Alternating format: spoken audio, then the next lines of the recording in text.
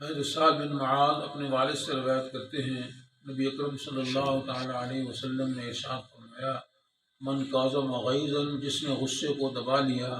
وہ یقدر علی ان ینفذہ،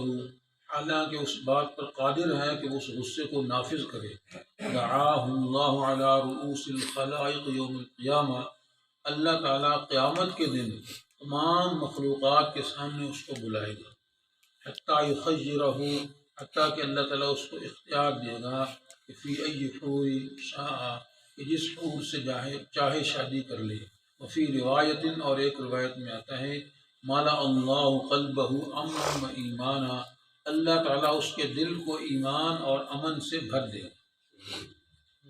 اس حدیث میں اللہ کے رسول صلی اللہ تعالیٰ علیہ وسلم نے غصے کی پینے کی عظمت اور فضیلت بیان کی ہے، غصے کو دبانے کی، اپنے غصے کو کنٹرول میں رکھنے کی فائدہ اس کا کیا ہے، وہ اللہ کے رسول صلی اللہ علیہ وسلم نے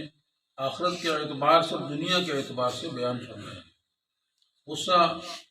تقریباً ہر انسان کے اندر موجود ہوتا ہے، جس کا اظہار اس کے رویے سے ہوتا ہے، جب وہ کسی کو کسی حوالے سے وہ گالی دیتا ہے یا اس کے سامنے آ کر کے کھڑا ہو جاتا ہے یا اس پر فائر کر دیتا ہے، آخری نتیجہ اس کا یہی ہوتا ہے۔ یا بعض اوقات کہتے ہیں جی میں نے تو غصے میں اپنی بیوی کو طلاق دی تھی، طلاق ہوگی یا نہیں ہوئی، تو یہ بھی غصے کا اظہار ہوتا ہے۔ تو غصے کا اظہار مختلف شکلوں میں انسان کرتا ہے، لیکن اچھا انسان وہ ہے جو اپنے غصے پہ کنٹرول کر لے، جو اپنے غصے کے اوپر قابو پا لے۔ اگر انسان یہ سمجھے کہ میں غصہ کروں گا کسی کے اوپر اور غصے کا اظہار کر کے اس کو کمزور ثابت کروں گا، اپنا روب اس پہ جما لوں گا، اس سلسلے میں رسول اللہ صلی اللہ تعالیٰ علیہ وسلم نے ایک حدیث میں ارشاد فرمایا ہے، لیس الشدید بالسرعہ انما الشدید الذی یملک نفسہ عند الغضب، کہ پہلوان اور طاقتور وہ نہیں ہے جو دوسرے کو پچھاڑ لے، بلکہ طاقتور وہ ہے جو غصے کے وقت اپنے غصے پر قابو پائے۔ اگر انسان یہ سمجھے، بندہ یہ سمجھے کہ میں غصہ جب مجھے آتا ہے تو پھر میں دوسرے کو اس غصے کے اظہار کے ذریعے اس کو کمزور ثابت کروں گا اور اس پہ اپنا روب دبا لوں گا، اس کو اپنے جو ہے کسی لحاظ سے برتری اس پہ ثابت کروں گا، اللہ کے نبی نے فرمایا کہ بھی اصل برتری، اصل طاقت، اصل پہلوانی یہ ہے کہ جب غصہ ہے انسان کو تو وہ غصے پہ کنٹرول کر لے، غصے پہ قابو پا لے۔ اللہ تعالیٰ نے بھی اس کا بڑی اس کی عظمت بیان فرمائی ہے، اور اللہ نے ان لوگوں کو اپنے پسندیدہ لوگوں میں شمار کیے ہے جو غصے پہ کنٹرول کرتے ہیں۔ فرمایا والکاظمین الغیظ والعافین عن الناس، وہ لوگ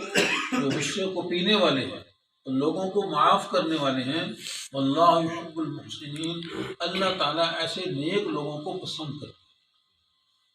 تو بہرحال جب غصہ آئے انسان کو، غیر انسان ہے، اس میں غصہ آ سکتا ہے،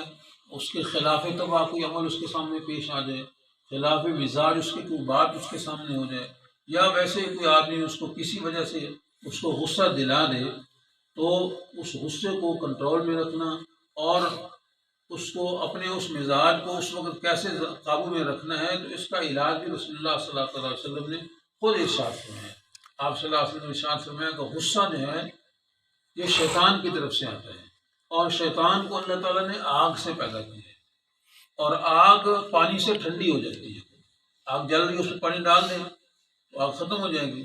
تو فرمایا جب کسی کو غصہ آئے تو اس کو چاہیے کہ وہ وضو کرے۔ غصے کا علاج کیا بتایا،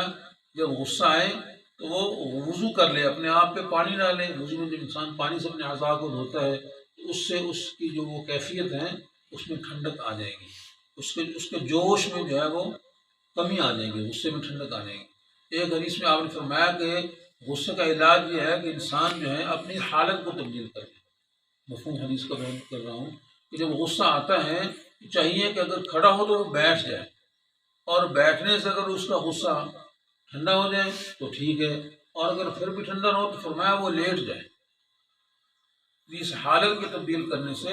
اس کے مزاج کے اندر کچھ نہ کچھ تبدیلی آ جائے گی۔ ایک حدیث میں فرمایا کہ غصہ جو ہے اس کا علاج ہے کہ انسان اعوذ باللہ من الشیطان الرجیم پڑھے، کیونکہ یہ فرمایا نا کہ غصہ شیطان کی طرف سے آتا ہے، وہ تعوذ پڑھے گا، اعوذ باللہ من الشیطان، اس موقع پہ پڑھے گا تو شیطان بھاگ جائے گا، اس کا اثر جو ہے وہ کم ہو جائے گا اور آہستہ آہستہ ختم ہو جائے گا۔ اس لیے اس حدیث میں فرمایا گیا کہ جو انسان جب کسی کو غصہ آتا ہے اور وہ غصے میں جب آتا ہے تو وہ اس حیثیت میں ہے، اس اسٹیٹس میں ہے تو اس غصے کو نافذ کرے۔ جس طرح مثال کے طور پر کسی مالدار آدمی کو غصہ آ گیا، سرمایہ دار کو غصہ آ گیا، عہدے کے لحاظ سے بڑے آدمی کو غصہ آ گیا مالے کے اوپر، کمزور کے اوپر، اب وہ اس حیثیت میں ہے کہ اس غصے کو نافذ کرے، یعنی اس غصے کی وجہ سے وہ اس کو تھپڑ لگا دے یا اس کو کیا کوئی اور بات کر دے اس کو۔ اب اللہ کے نبی فرماتے ہیں کہ جب انسان اپنے غصے کو دوسرے آدمی پر نافذ کر سکتا ہے، اس موقع پہ جو آدمی اپنے غصے کو پی جائے گا، اپنے غصے کو ٹھنڈا کر لے گا،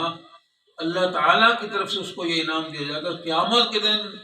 اول انسان سے لے کر آخری انسان تک سارے انسان جب اکٹھے ہوں گے، اللہ تعالیٰ ایسے انسان کو بلائیں گے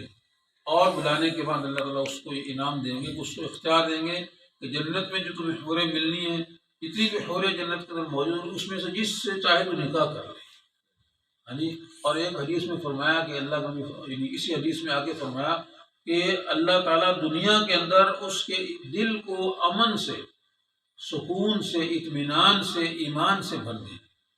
اور جسے اطمینان کی دولت مل جائے، اس انسان سے بڑا انسان اور خوش قسمت انسان کوئی نہیں ہے۔ جو انسان ہر وقت مطمئن رہے اور اس کے دل کے اندر کوئی پریشانی نہ ہو، وہ انسان کیا ہے؟ خوش بخت انسان ہے۔ تو اس کا جو بھی انعام اللہ اس کے رسول صلی اللہ علیہ وسلم نے بیان فرمایا ہے، ہمیں چاہیے کہ ہم ہر وقت اس کو اپنے سامنے رکھیں۔ جب ان انعامات کو سامنے رکھیں گے تو جب غصہ آئے گا تو آہستہ آہستہ ہم اس پر کنٹرول کرنا سیکھ جائیں گے۔ اس پہ تھوڑا ٹائم لگے گا، محنت لگے گی۔ ان احادیث کو سامنے رکھیں گے، اس کا علاج سامنے رکھیں گے، ہاں جی، اپنی حالت کو تبدیل کر لیں گے۔ اگر ایسی جگہ موجود ہے انسان کے وہاں پہ پانی موجود ہے تو اپنے اس سے وضو کر لے،